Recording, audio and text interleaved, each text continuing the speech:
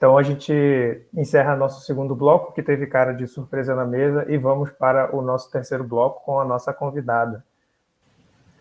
Então estamos aqui com a nossa convidada especial do episódio de hoje, Anne Caru. Olá, Anne, tudo bom? Olá, Lucas, tudo bem? Sim. Então eu vou passar a palavra para a Anne para ela se apresentar um pouquinho e depois a gente começa a conversar. Diga lá, Anne, fale um pouquinho sobre você. Bom, eu sou estudante de Sociologia, eu faço mestrado em Sociologia no PPGS da Universidade Federal de Pernambuco. Eu estudo o Estatuto do Corpo, eu estudo como o corpo se constrói na legislação. Então, a minha pesquisa basicamente é a partir da análise de projetos de lei referentes à pele. Eu sou roteirista, eu trabalho com roteiro de games atualmente, mas eu já fiz alguns trabalhos para o audiovisual também, entre eles o curta sobre o qual a gente vai conversar hoje. Obrigado, Anne. Então, esse curta chegou para nós aqui do Conversas através do Paulo Henrique, né, que é professor lá do PPGS. O curta é intitulado Bibliofagia. Ele está disponível no YouTube, a gente vai deixar o link aqui na descrição do nosso episódio, se vocês quiserem procurar. São 10 minutos e a gente não vai cortar o episódio com um trecho do... De repente a gente bota um trechinho aqui do curta para vocês terem uma ideia de como é. Mas, enfim, vamos falar um pouco sobre esse curto, então, Anne. Como é que veio, como é que foi a concepção, a produção? Fala um pouquinho mais para a gente, como é que esse trabalho veio à luz. Bom, o curta surgiu de uma ideia de Gaia, que é a atriz que aparece nele. Ela foi para a França para fazer uma peça inspirada no livro Torto Arado, do Itamar Vieira. Não sei se vocês conhecem esse livro. Ela foi fazer uma peça inspirada nesse livro e no documentário Cabra Marcado para Morrer, do Eduardo Coutinho, que é um documentário sobre o João Pedro Teixeira, que era um líder camponês, que é o avô dela, o bisavô dela, na verdade. E ela foi fazer essa peça da Cristiane Zatarri, que estreou em Paris. E lá ela passou por uma situação, ela é uma mulher indígena, ela passou por uma situação de racismo na rua. E ela ligou para mim, a gente é amiga há uns anos, falando que tinha tido uma ideia que ela queria fazer uma performance em Paris, expressando como ela estava se sentindo por estar lá e por um livro que ela tinha encontrado num lugar onde ela estava fazendo residência artística. Ela encontrou um livro que anunciava a extinção dos indígenas do sul, da América do Sul. E ela é indígena e ela é brasileira. Então ela ficou incomodada assim com o título desse texto desse livro e ligou para mim. A gente conversou sobre os incômodos que ela estava sentindo por estar na França e num país colonizador e encenando toda a noite também uma história que toca muitas questões da colonização e também vendo toda a noite as imagens da morte do bisavô dela, né, que foi assassinado pela ditadura. Então ela estava muito mexida com todos esses sentimentos. E a gente foi conversando e tentando construir, a princípio, uma performance que ela faria na frente do Louvre. Só que a gente achou melhor não arriscar ser presa. E a gente foi pensando, e aí à medida que a gente foi conversando, ela sugeriu que ela queria que tivesse uma referência ao Salmo 69, que é aquele salmo da Bíblia, né? 10 mil cairão à tua esquerda, 10 mil à tua direita, tu não serás atingido, porque é um salmo que a mãe dela citava muito para ela. E aí eu reescrevi, essa foi a primeira parte que surgiu do curta, né? Do texto de narração, eu reescrevi esse salmo, em certa medida, da perspectiva dos povos colonizados e não da perspectiva realmente cristã, trocando, né, a divindade cristã por divindades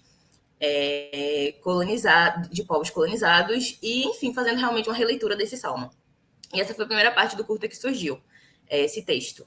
E aí, a partir desse texto, eu construí o texto todo de narração do curta. E aí a gente pensou em como seria a performance, que a princípio seria dividida em 3 partes. Uma parte é aquela que de fato está no vídeo, que foi na Catedral de Notre Dame. A outra parte seria na frente do Louvre, e a outra parte seria numa rua em Paris, que eu não me lembro o nome agora, perdão, mas é uma rua que tem muitas joalherias e lojas de alta costura. Então seria nessa rua, a terceira parte. Só que Gaia estava lá a trabalho, então ela não tinha toda a disponibilidade de tempo para fazer essas gravações. E quem registrou as imagens foi o companheiro dela, que ele foi para Paris para ver a estreia da peça dela, só que ele esqueceu de levar a lente certa que a gente precisava para a câmera. Então foi meio que no improviso, porque a lente que tinha não dava para pegar imagens mais amplas, por exemplo, né? Então a gente foi lidando fazendo como dava para fazer. E aí, enfim, acabou que só deu para fazer as imagens na frente de Notre Dame. A gente tinha decidido que ela usaria uma Bíblia de couro, uma Bíblia antiga, de certa forma. E a gente pensou em algumas coisas que ela poderia fazer. Dentre elas, a ideia que dá o título para o curta, que é ela rasgar a Bíblia e começar a comer. E aí, a ideia do curta, na real, é fazer uma crítica a essa postura paternalista que os países colonizadores têm diante dos países colonizados, desde a imposição da língua, da cultura e a negação também das nossas línguas nativas, da nossa cultura e essa cultura ocidental cristã enfiada goela abaixo para os povos do sul global, né? Então, a ideia do curta era um pouco fazer uma crítica a isso, principalmente porque foi gravado um pouco depois da gente ver a notícia da França, novamente se recusando a pagar a dívida histórica que eles têm com o continente africano. E de devolver também inúmeros artefatos que estão nos museus de lá e de outros países da Europa. Então, enfim, basicamente a ideia do curta era realmente fazer uma crítica a essa postura que a Europa tem com o sul global, assim, essa postura paternalista e de dominação e também de controle a partir da subjetividade também, da espiritualidade, da língua e da religião. Anny, ouvindo você falar e sabendo agora do contexto também do seu mestrado, uma coisa que me chamou muita atenção no visual, né, do seu curta é justamente a presença marcante de uma corporalidade, né, na interpretação e na narração, né? Em todo momento tem umas cenas que me evocam assim, uma sensação tátil muito forte, né? De pegar a página, de pegar um negócio com a mão, de olhar, tem um momento que a Gaia ela olha no telescópio, enfim, tem todos os sentidos ali estão sendo mais ou menos evocados, né? E aí por isso me deu uma sensação muito tátil, uma sensação de proximidade com o corpo muito forte. E me lembrou até uma performance da Maria Eugênia Matricardi, que ela come manga e várias frutas, assim, né, na performance, né, uma performance sobre, enfim, comida e fome e excesso, essa sensação de corporalidade muito forte, e me lembrou agora você falando do mestrado, né, esse era um ponto que eu queria levantar para nós conversarmos aqui também, e o outro ponto é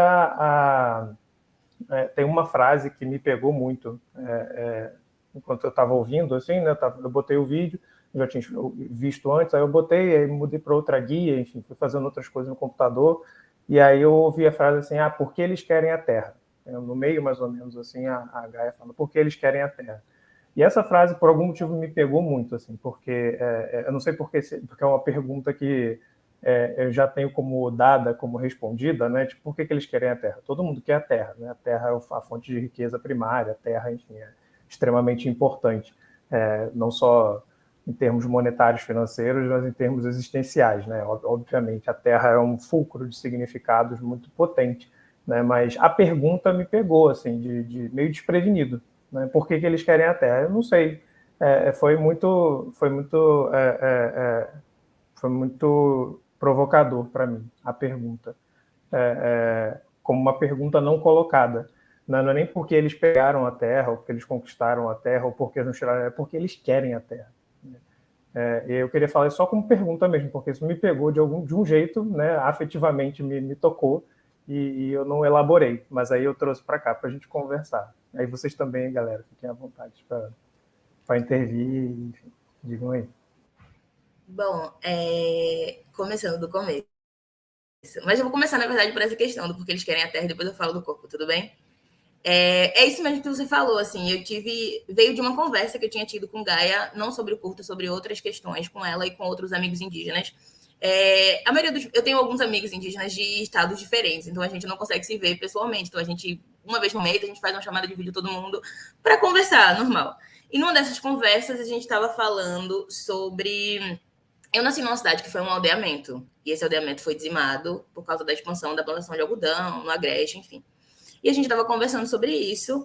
E aí a gente começou a conversar também sobre... Na época estava tendo o censo do IBGE e estava tendo todo um debate sobre as pessoas indígenas que não são aldeadas e que não têm necessariamente um vínculo com o povo do qual descendem poderem se autodeclarar indígenas e não pardas. E a gente estava conversando sobre toda essa questão de densidade demográfica indígena e territórios dizimados e aldeamentos indígenas urbanos. E a gente entrou no ponto de que, tipo, o principal ponto, um dos principais pontos para a falta de letramento racial no Brasil, principalmente no que se refere à questão indígena, é porque a questão indígena é diretamente ligada à questão territorial. E há um interesse de grandes empresas, estatais e etc., nos territórios. Né? E também a gente viu recentemente, acho que em 2020, o Congresso, a Câmara, debatendo a questão do PL 490, que era um PL que dispunha sobre a reintegração de posse de aldeias indígenas. Então, era uma situação muito complicada, assim. E, enfim. Então, a gente pensando em tudo isso, é uma das questões para ser tão difícil se autodeclarar indígena no Brasil e ter essa declaração reconhecida é justamente a questão territorial, assim, na nossa opinião, né, na conversa que a gente estava tendo, porque quanto mais indígenas autodeclarados e se entendendo, quanto mais pessoas se entendendo como indígena e tendo consciência do que isso significa, mais pessoas lutando pela terra, mais pessoas disputando o território com o agronegócio, com a agroindústria, com, enfim, o imobiliário, empresas imobiliárias, do governo e etc. Então, a gente estava pensando nessa questão mesmo, tipo, por que eles querem a terra e a quem interessa que a gente não se reconheça, que a gente não se entenda. A quem interessa, quem lucra com o apagamento das identidades indígenas. Quem lucra com uma negação de que a gente existe, que a gente está vivo. Sabe? Quem lucra com o nosso direito de afirmar quem somos. Num país onde já foi crime dizer que era indígena, sabe? Tipo, na época da ditadura militar, por exemplo. Então, era muito essa questão, assim, porque o território, a identidade indígena, ela é indissociável do território, né? Ser indígena é pertencer. Então, tem até um trecho no curta que Gaia fala na língua Tarariú, e o que ela fala significa nós somos a extensão da terra. E é um pouco esse o ponto, assim. Perdão, uma notificação. Então, é sobre isso mesmo que você falou. Tipo, por que eles querem a terra? Por riqueza, por ganância, e essa... Acho que território é controle, sabe? É poder, é dominação. E por isso também é negação das nossas identidades, né? Porque se a gente sabe quem a gente é, se a gente reconhece que o Brasil é um território indígena, se a gente reconhece que a gente tem uma população indígena muito maior do que tá marcado no censo do IBGE, muitas coisas mudariam, assim, eu acho, nesse jogo, sabe? Por que é tão difícil no Brasil para a população se entender racialmente? Um exemplo que não tem necessariamente a ver com a questão indígena, mas tem a ver com isso. Aqui no Cabo Santo Agostinho, em Pernambuco, a gente tem uma população, eu não vou me lembrar o dado agora específico, mas eu posso mandar depois para vocês, podem botar na descrição, não sei. Mas a gente tem uma população considerável de pessoas que se declaram amarelas, mas elas não sabem o que significa ser amarelo no censo do IBGE. Pessoas amarelas são pessoas descendentes de povos leste asiático, né? E essas pessoas, elas não são descendentes de povos asiáticos, elas são pessoas pardas, que vê no IBGE preto, pardo, branco, amarelo e pensa, bom, eu não sou preta, eu não sou pardo porque pardo é a cor daquele papel, eu não sou marronzinha, então eu não sou branca também, então eu acho que eu sou amarelo. Sendo que o que é ser amarelo, sabe? Então a gente tem um desconhecimento muito profundo no Brasil sobre a questão racial e sobre a questão indígena não é diferente. Tipo, eu por exemplo, sempre soube que tinha ascendência indígena, mas eu não sabia que eu podia dizer que eu era indígena, porque eu não sou aldeada, eu não sou de uma família aldeada. Então, eu não podia, porque o que a gente entende como ser indígena é aquele estereótipo do filme Tainá, da Pocahontas, né? O índiozinho. A gente não sabe o que é ser indígena, a gente sabe o que é ser índio. Índio é um estereótipo, é um mito folclórico. Isso está muito ligado a disputas territoriais também. Então, era um pouco sobre isso, assim, do porquê que eles querem a terra e porquê que eles negam que a gente existe. Porquê que eles estão roubando a nossa subjetividade, o nosso espírito, a nossa cultura. Porquê que eles estão massacrando a gente de dentro para fora, né, no sentido do espírito para o corpo, assim, entendendo o espírito aqui realmente como cultura, subjetividade, enfim, identidade, entendimento de si, e como isso se liga à questão do território, assim. Então a pergunta era um pouco meio que sobre isso, assim, no curta. Desculpa.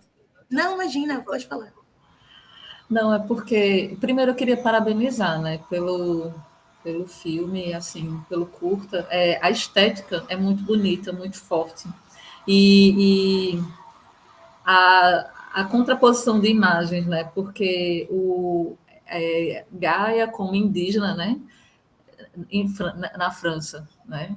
E aí a bibliofagia, né? Devorando a Bíblia, né? Essa palavra do colonizador que veio para dizer que se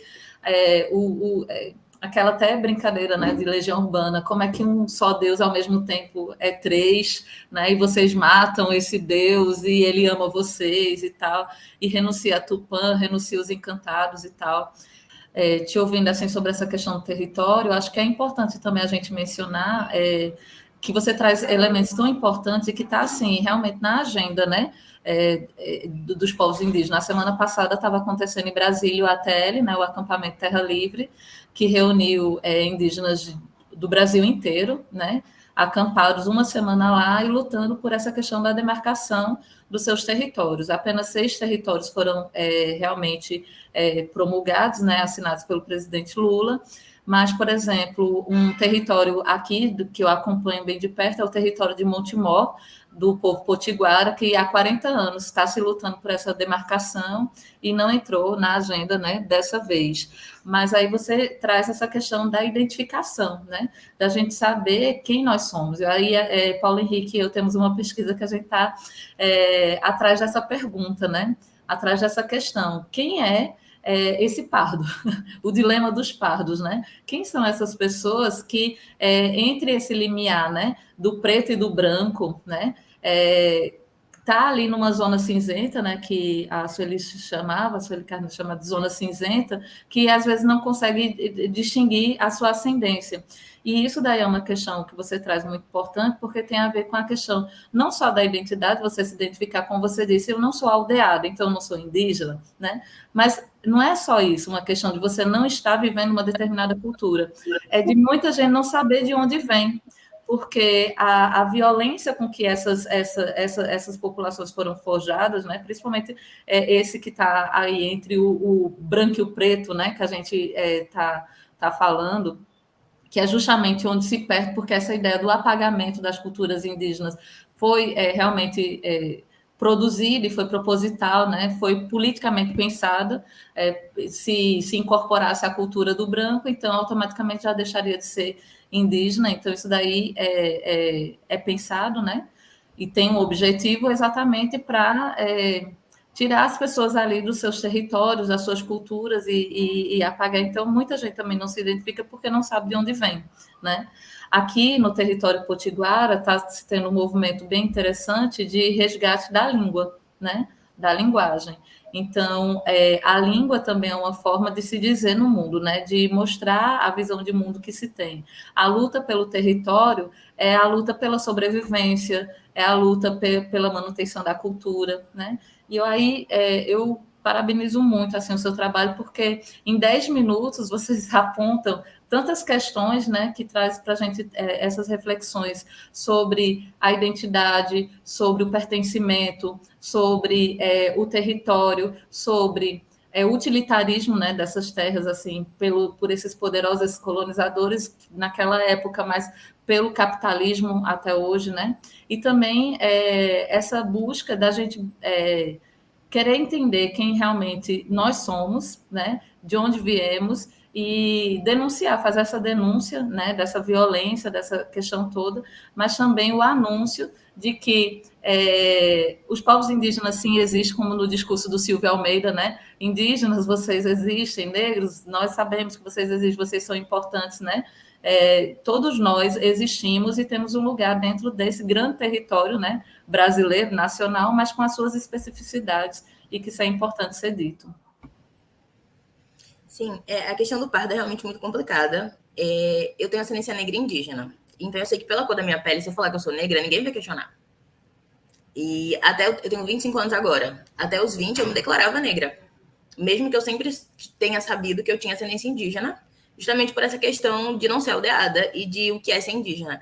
E para além da questão de você viver ou não em um determinado contexto, né, aldeamento ou contexto urbano, tem também o fato de que muitas pessoas, principalmente as gerações anteriores, têm medo de falar que são indígenas, têm medo de falar de onde vieram. Então não chega para gerações mais novas, assim. Foi uma luta, assim, para conseguir tirar do meu avô alguma informação sobre de onde a gente veio, para conseguir. A minha avó, ela já faleceu, mas na época ela ainda estava viva quando eu comecei esse processo, e ela tinha Parkinson, então ela já não falava mais. Então não tinha como eu perguntar para ela, assim, aí eu ia perguntando para outras pessoas da família, ia mapeando, aí fui chegando, assim, tipo, até o ancestral mais antigo que eu consegui encontrar, de que cidade ele veio, de que parte do estado de Pernambuco ele veio. E aí, qual povo indígena já existia nesse lugar? E aí foi assim que eu cheguei na história do aldeamento de Limoeiro, que foi dizimado. E aí fui mapeando essa história, fui coletando informações, fui encontrando dados, assim, em muitos momentos pensei, será que eu não sou maluca e tô encontrando informações que não fazem sentido, porque eu quero que elas façam sentido para mim, sabe? Então você fica num lugar muito confuso, assim, num limbo realmente, porque mesmo quando eu me declarava negra, eu ouvia muitos comentários sobre eu não ser suficientemente negra, então ficava aquele sentimento de eu não sou suficientemente negra, mas eu também não sou suficientemente indígena, porque eu não sou aldeada. Então é uma identidade encruzilhada. Eu não sou suficientemente nenhuma coisa nem outra, porque eu sou simultaneamente um pouco dessas duas coisas. Então eu acho que, como eu tenho muitas outras pessoas no Brasil assim também, que vivem nessa encruzilhada, e tem pessoas que estão numa outra encruzilhada, talvez um pouco mais, não sei se dizer que mais complexa, mas enfim, que são as pessoas que não têm a pele como a minha.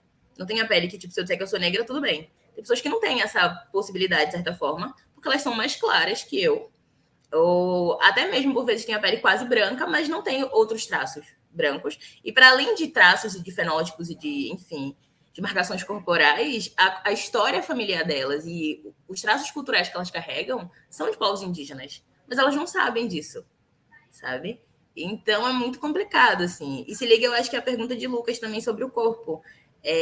Eu acho que o curto ele acaba sendo muito tátil, como você falou, e traz muitas marcações do corpo, porque eu, Gaia e todas as pessoas, excetuando o Patrick, que é o marido dela, ele é branco e francês, excetuando ele, todas as pessoas envolvidas no curta são pessoas racializadas. O editor é negro, a outra moça que aparece com ela é negra, Gaia é indígena, eu sou indígena. Então, a gente experiencia o mundo de uma forma muito marcada pelo nosso corpo, muito atravessada pelo nosso corpo. Não que outras pessoas também não experienciem, né? Porque a existência ela é corpórea, não tem como estar no mundo sem um corpo.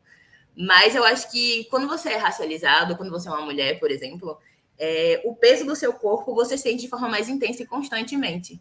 Você não consegue esquecer os marcadores que você carrega no seu corpo, porque o mundo em que você vive não deixa.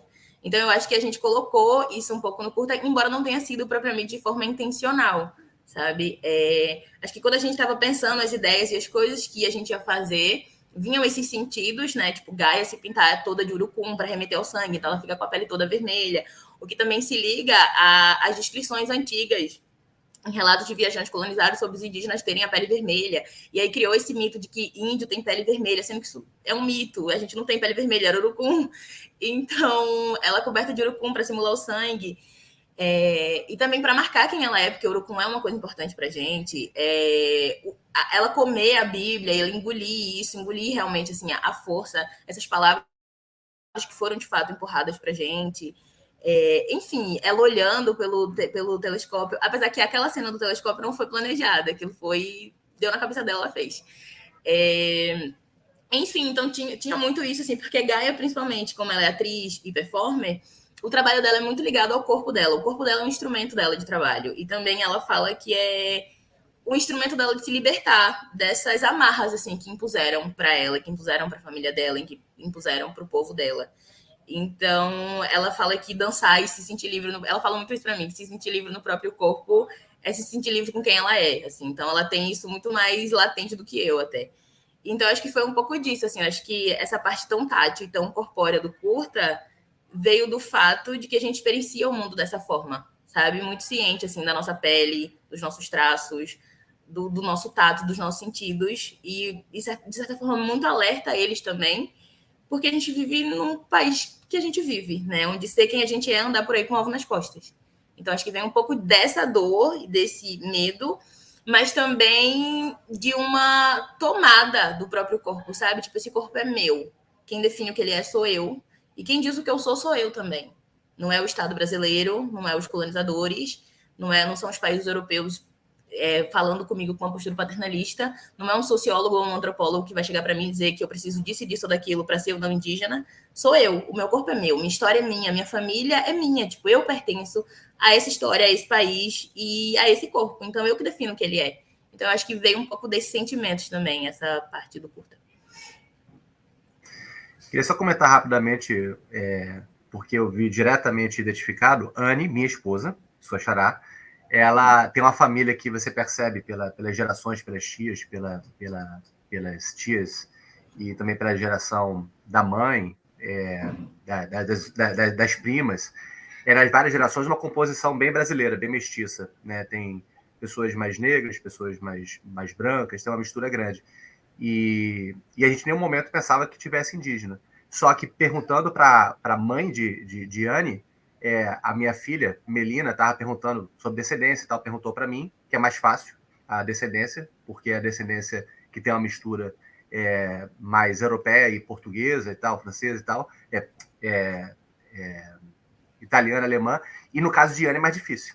E por que é mais difícil de identificar? Aí a mãe de Anne falou, não, acho que é tudo índio. Mas ela não sabia além disso. Né? Acho que veio de índio mesmo. E não soube desenvolver um pouco mais isso.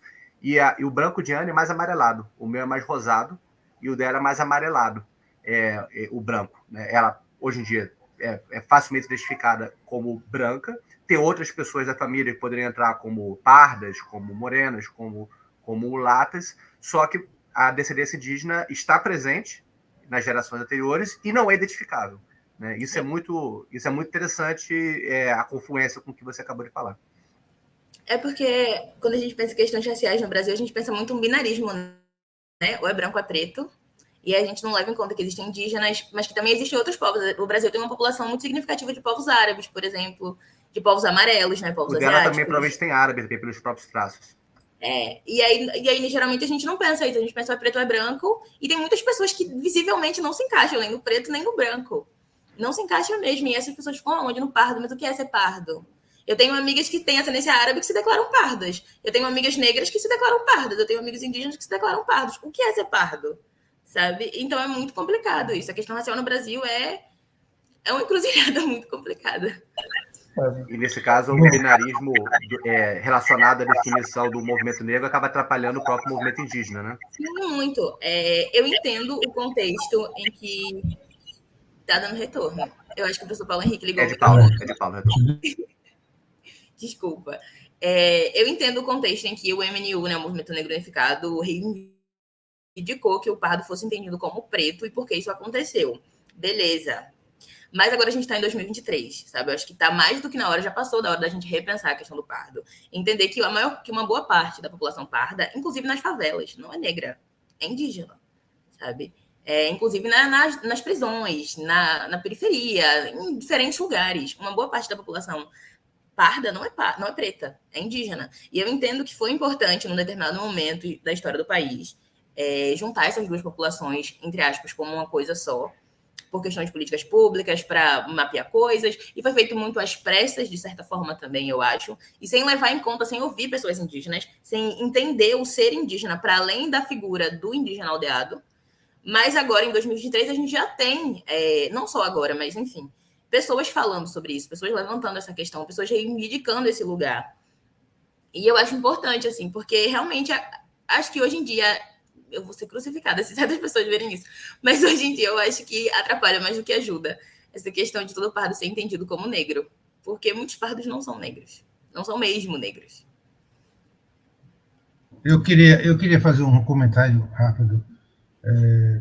Primeiramente, Anne, ótimo eu insisti de trazer você aqui para o grupo, porque eu digo, olha, tem uma aluna nossa lá, que é uma figura que tem uma consciência, tem um compromisso, tem uma militância muito interessante e que vocês devem conhecer. Mas eu queria tem uma história a ser contada sobre a questão do genocídio dos indígenas no Nordeste do Brasil.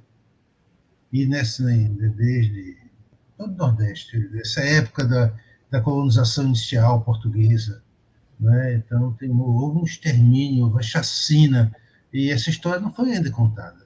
Uma vez eu estava em Nossa Senhora do Ó. Nossa Senhora do Ó é um distrito do município de Ipujuca, onde hoje está situada o Porto de Suape. E eu estava fazendo uma pesquisa, eu trabalhava no departamento de geografia, estava fazendo uma pesquisa nessa área, com o professor Manuel Correia de Andrade, que a Ingrid fala, que é uma região de lagos, tem pequenas lagoas nessa região. E, de repente, eu estava almoçando, e quando eu olhei, toda a população do restaurante era todos indígenas.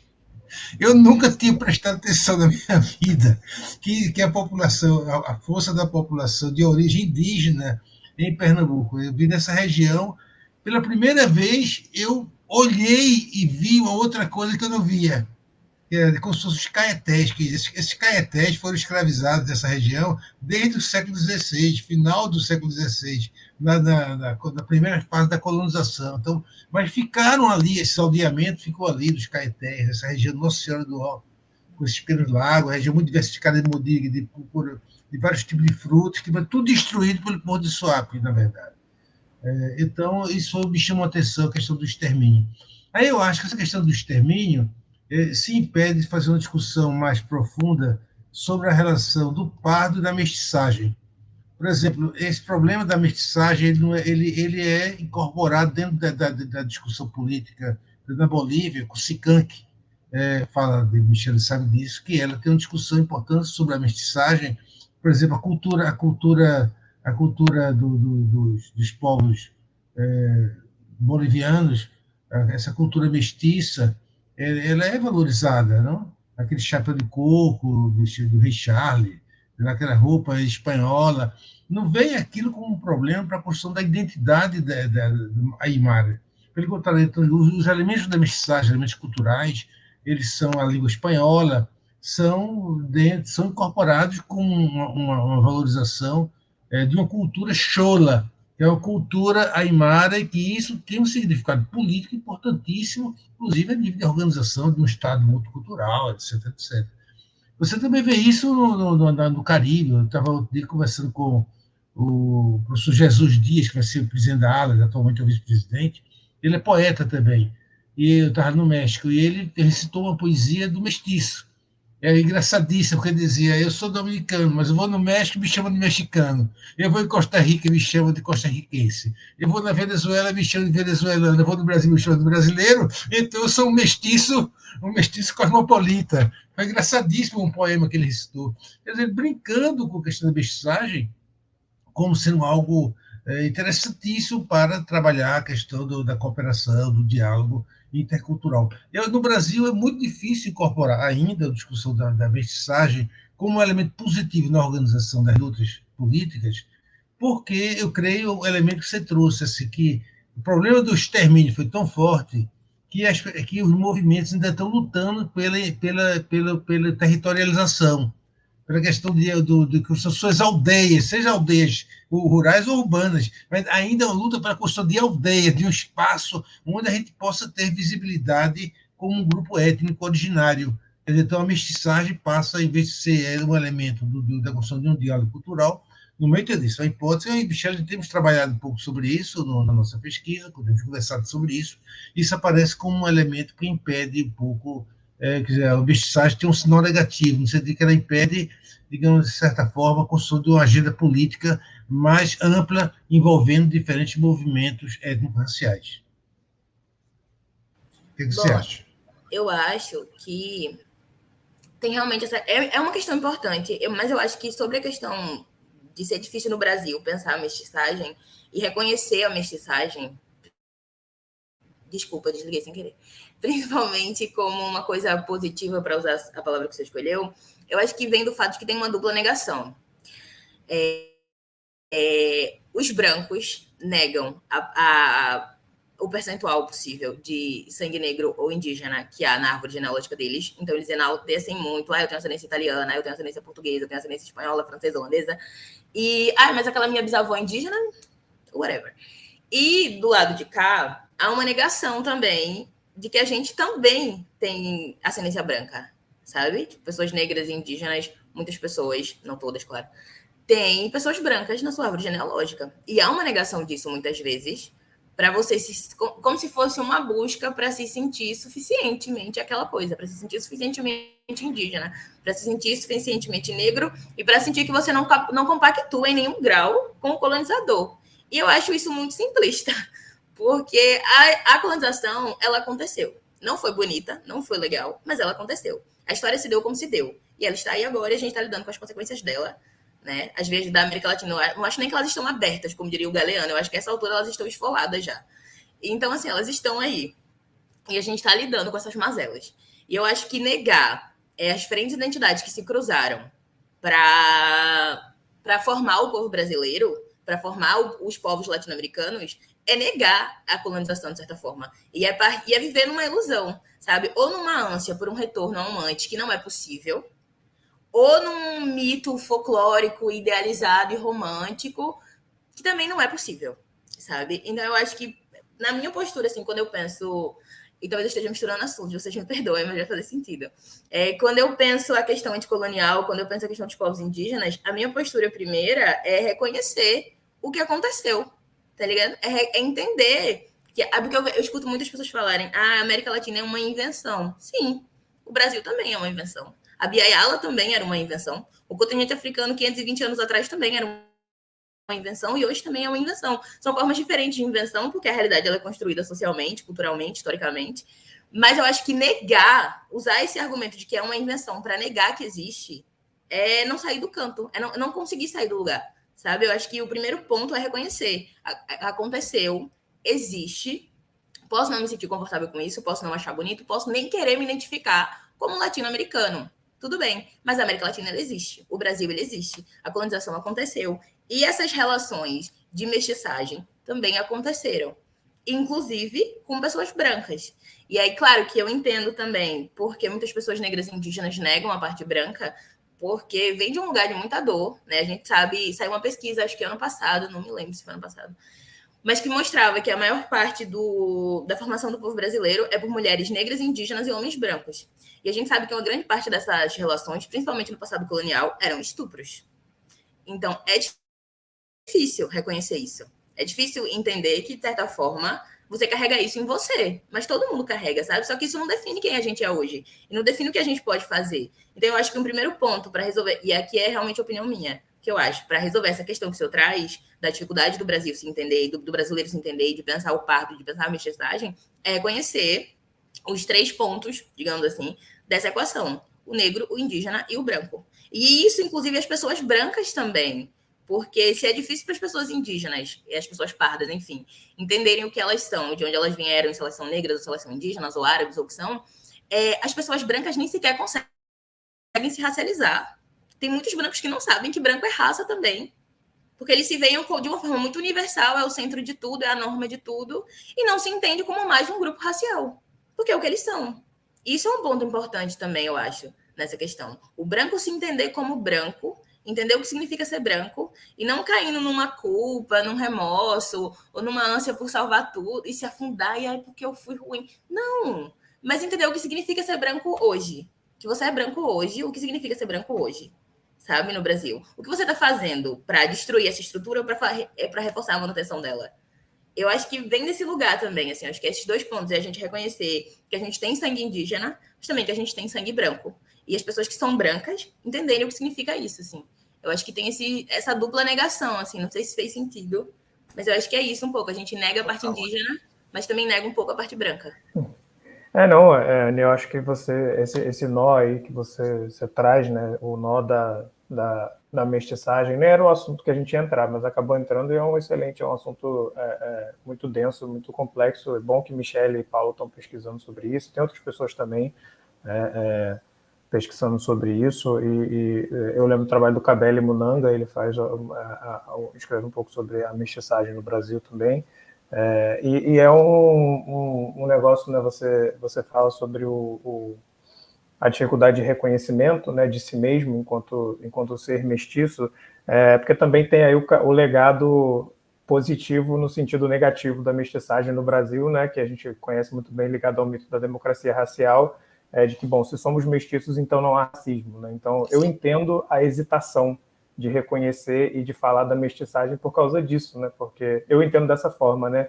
Do meu ponto de vista, eu vejo assim, bom, se a gente vai chegar para conversar sobre isso, a gente tem que ter cuidado com as pessoas que vão falar, não, então realmente, a gente é todo mundo mestiço, então para de falar desse negócio de racismo, né? Não tem racismo no Brasil se a gente é todo mundo mestiço. E aí, enfim, aí você queima séculos de luta, de tentar afirmar que, de fato, há diferenças, há desigualdades, há assimetrias, e que mestiçagem não apagou elas. Pelo contrário, talvez tenha até agravado essas desigualdades, essas assimetrias, pela sua capacidade de camuflar clivagens sociais agudas, né, que ainda existem e estão aí. Que o que você articulou, né, na sua primeira fala, né, sobre essa pergunta que fica me assombrando, por que eles querem a Terra, é uma pergunta de séculos. Ela não terminou, ela não está respondida e ela está aí. Ela é colocada toda hora. Né? E acho que você faz isso de uma maneira muito bela no seu curta. Em 10 minutos você consegue condensar isso de uma maneira muito poderosa. Eu ia fazer uma pergunta, mas terminei só te elogiando. Uma observação, Lucas, em relação a isso, eu acho que a gente pensa muito do mito da democracia racial via Gilberto Freire, uma posição conservadora.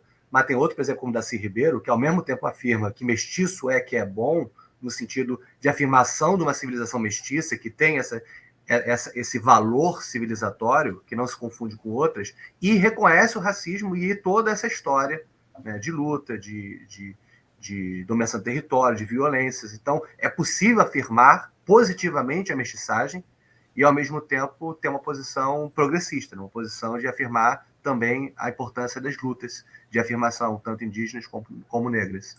Eu acho que isso toca justamente no que eu tinha falado antes, que é a importância de entender o que significa cada uma dessas coisas, né? O que significa mestiçagem, o que significa ser indígena, o que significa ser negro e o que significa ser branco no Brasil. Né? Acho que é um pouco entender isso também. Eu acho que além disso que você falou, de que a gente foca muito na perspectiva do Gilberto Freire, também foca muito em teorias importadas de outros países, que são válidas para pensar certas coisas, mas que não se aplicam totalmente aqui, porque a gente tem um contexto muito complexo e muito único, de certa forma, também no Brasil. Né? Até o modo como se deu esse processo de miscigenação, o modo como se deu a chegada de povos italianos aqui, o plano que existiu de embranquecimento da população, todas essas questões, o apagamento indígena absurdo que a gente vive ainda até hoje. E voltando para o assunto que o professor Paulo trouxe também, além da questão por território, a gente está brigando para poder dizer que a gente existe. A gente está brigando para ser reconhecido que a gente existe ainda. Sabe, 2023, e a gente ainda tem que estar convencendo as pessoas de que povos indígenas existem, de que indígena é um termo global, de que não existe indígena só na Amazônia, de que falar índio é errado, de que se fantasiar de índio no carnaval é violento, e de coisas assim que são muito, entre aspas, básicas e que são muito mínimas, mas a gente ainda está brigando para convencer as pessoas dessas coisas. Sabe? A gente ainda está brigando para convencer alguém que se uma pessoa diz que é indígena e ela vive na cidade, ela está na universidade, isso não faz ela menos indígena. Que tudo bem indígena usar Nike e ter celular, sabe? Tipo, 2023. Pois é, muito bem colocado, Anny. Eu queria, a gente vai encaminhar para o fim, porque nosso tempo é limitado aqui, a gente já está chegando nas 2 horas de gravação, e eu queria agradecer muito, muito, muito pela sua participação, agradecer também pelo seu trabalho, pelo presente que foi esse curta, e diga aí também para o pessoal onde é que eles podem encontrar seus trabalhos, se tem um perfil, uma rede social, alguma coisa assim que a gente pode acompanhar o que você tem feito.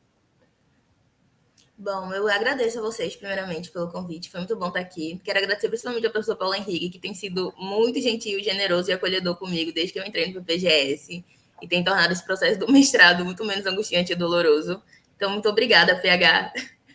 E muito obrigada a todos vocês. Para me encontrar, bom, nas redes sociais, eu tenho Instagram, é Akaaru, Akaaru, Caro. E eu acho que é isso, o Instagram. Tá certo, obrigado, Anny. Eu agradeço a vocês. Então a gente termina mais um episódio do Conversa de Ateliê por aqui. Se vocês quiserem acompanhar os nossos episódios, sigam aí no feed do Spotify, também tem o canal do YouTube do Ateliê de Humanidades. Para se tornar sócio apoiador do Ateliê, tem o link aí do Catarse na descrição. E é isso aí, a gente se vê no próximo episódio. Tchau, tchau.